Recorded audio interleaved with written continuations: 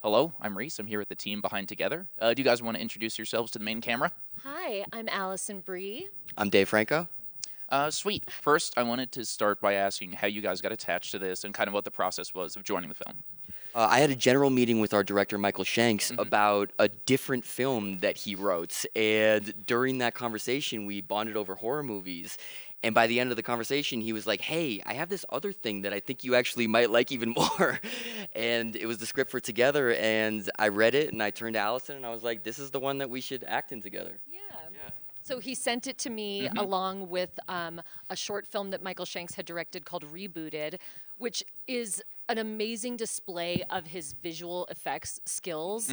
Tonally not similar at all, but it was, this movie, I know everybody knows nothing about it, but I know, it's really... there's we had to really put ourselves out on a limb in a lot of ways, and there are some big swings, there are some big set pieces. We knew there would be a lot of practical effects and visual effects. Oh, cool. So seeing Shanks's short really gave us the confidence in him as a first-time filmmaker to really trust him and go in and be able to be fearless. And he was an amazing director. Gotcha. Okay. I read the description. I candidly said I still haven't seen it, but I know that flesh was in the description. So I was like, is this Cronenberg adjacent? Is it substance-y? Both. Yes. Oh, wow. A lot of flesh. Flesh is a good word. Yeah. I saw flesh in the title. I was like, oh man, I'm gonna have to make sure not to eat before.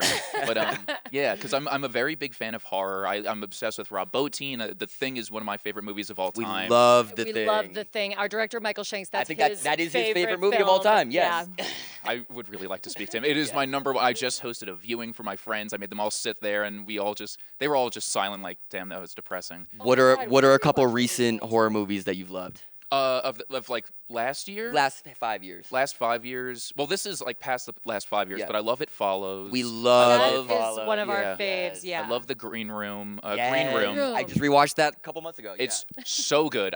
What are some of your guys' favorite horrors? Of the recent We have a good years, list. we love the original Speak No Evil, which is so Oh, that's dark. upsetting. Yeah, that's really upsetting. We went into it knowing nothing, and I was like, babe, I think it's just like a, kind of tense relationship drama. I was furious. By the end, she was very upset with me. She turned to me, she said, How could you do this to me? That's a really, yeah. But Okay. we loved it, the artistry of it and the way that it ropes you in. It's such a slow burn. There were moments watching that I thought, oh, this is sort of a comedy. It's the horrors of culture clash, Yeah. Also, the original Goodnight Mommy is a real fantastic. high on our list. Yes. I haven't seen the original. Oh, check it Because out. I was gonna say there's an American remake. Yes. but Yes, yeah. Matt Check out the Sobel, original, and it's that's amazing. great Okay. too, yeah. What was your experience with horror growing up? I was someone who was scared, like a very scared child, but then I started reading Stephen King, and that slowly got me into it, and now I'm obsessed. For me, it was Goosebumps. Oh, okay. And then it was Scary Stories to Tell in the Dark, which those stories were legit scary. And the covers of those books, do you remember them? I remember Are You Afraid of the Dark? Did you watch that? Yeah. Okay, interesting. Go on. Go on. Wait, ask me again. Did you see Are You Afraid of the Dark? Yeah. Oh, there we go. That was a. I did. No, I actually think I loved it, but I'm just thinking of those books because it would be like a spider legs spider an in the egg pimple. in the face, and then and the drawings were really spooky. Like those would scare me. And as a teenager, I loved watching horror movies with my friends, but I would get really scared. And then I sort of went through a phase in my early adult life of sort of being like, maybe I'm taking a break from horror, and Dave pulled me back into it. I remember when I was a kid, I watched It with Tim Curry. Oh, the made-for-TV one. Yeah, Yes, and he comes out of these water drains, right? And so for the next week, I had to take a shower with the door open in a bathing suit because I was afraid he was going to come out of the shower drain, and I needed my mom to be able to walk by and save me just in case. Yeah. Yeah, but I've grown to become a massive, massive horror fan, Yeah, no. and I've kind of taken her on a journey where when we first met, she didn't really want any part of it, but then the next Too scared. Yeah, the next phase was because I watch all of them, I'm like, oh, this one's actually great and worth you being scared for the next week. Worth the yeah, scare. and now she's writing Now I'm horror fully in. movies. Yeah. Well, I was gonna say, what is it like acting in a horror film as someone who maybe wasn't the most willing to do it to begin with? Honestly, it's the best, but it's a double-edged sword. It's sort of like I think anytime I read a horror script, I have to love it because you know that as an actor, you're going to be at a 10 Yeah. every day. Like horror, the stakes couldn't be higher. So you go, I'm going to be exerting a lot of energy. Again, is it worth the scare? Yeah. Is it worth the work? But at the same time, it's sort of one of the most fun genres to work in as an actor. We were saying every day on set, we'd come in, have a quick conversation with Shanks, and then, Yeah. it's like you're just launching into it, but it kind of makes you feel like a kid, like especially a low budget. You're running and gunning, it's really fun.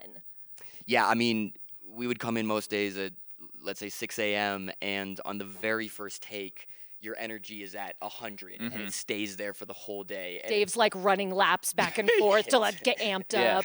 and so it's like very physically and mentally exhausting. But with this one, like we were so excited about what we were doing, and it really felt like we were getting away with something just because we were just doing things that like you've truly never seen in horror movies. It's like I'm really excited.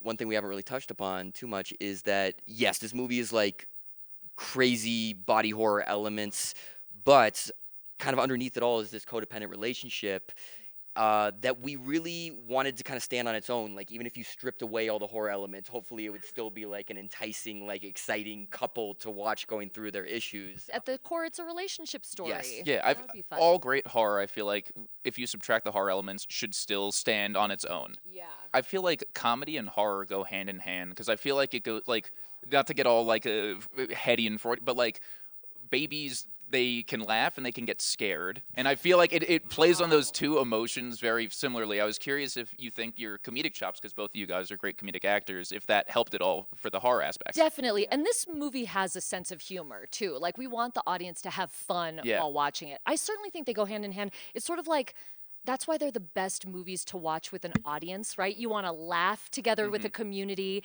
and you want to be scared and, like, jump together. I also think about, like, how much I love the Scream franchise, the original Scream movie, like marriage of those two things.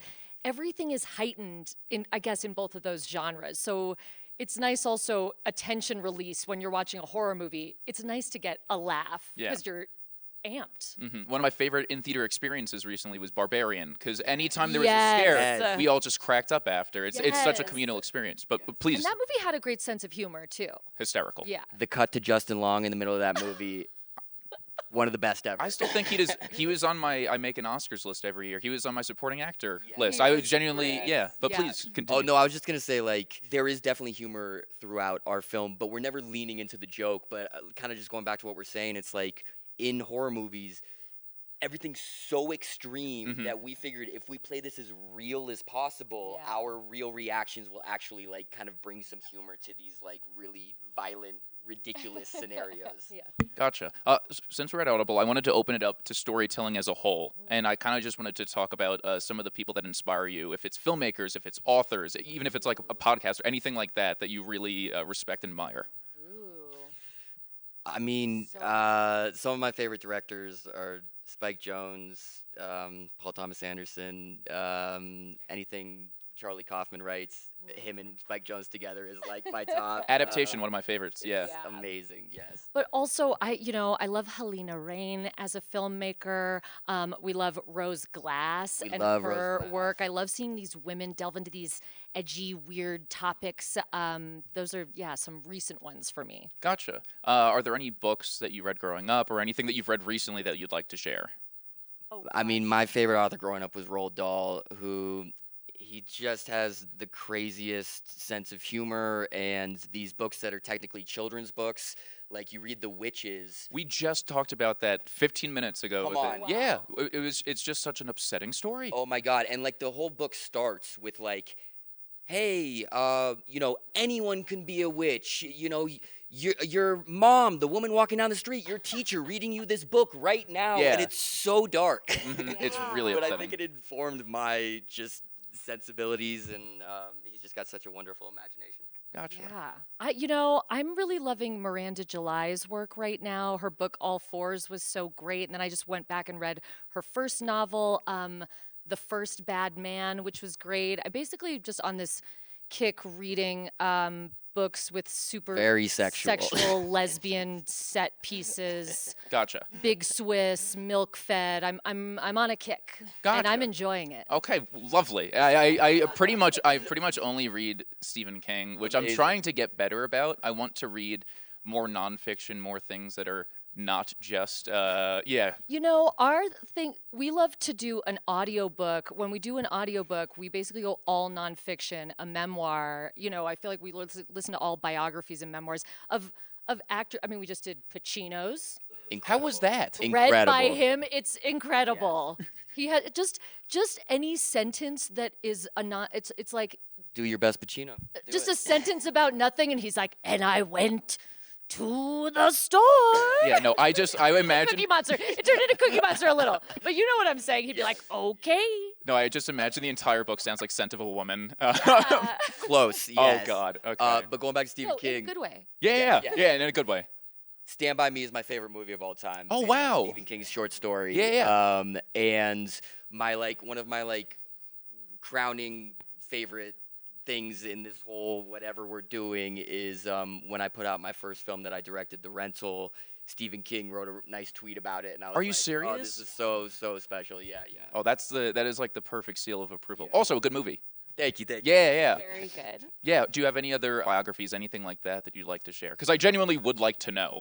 I did listen to all 48 hours of Barbara Streisand's That's audiobook, right. and I loved it. That's right. Does she talk about the mall in her home? She touches Oh, on a little bit of everything. Definitely. Okay. And you get to hear actual clips of her singing as well, so that's a Wonderful. reason to get the audiobook. Who else have we listened to on the road? Demi Moore's That's book. right. That one Rob was great. Lowe's Rob book. Lowe. We were really working our way through Brat I was going to Pack. say, yeah, you guys had a really 80s. Yeah.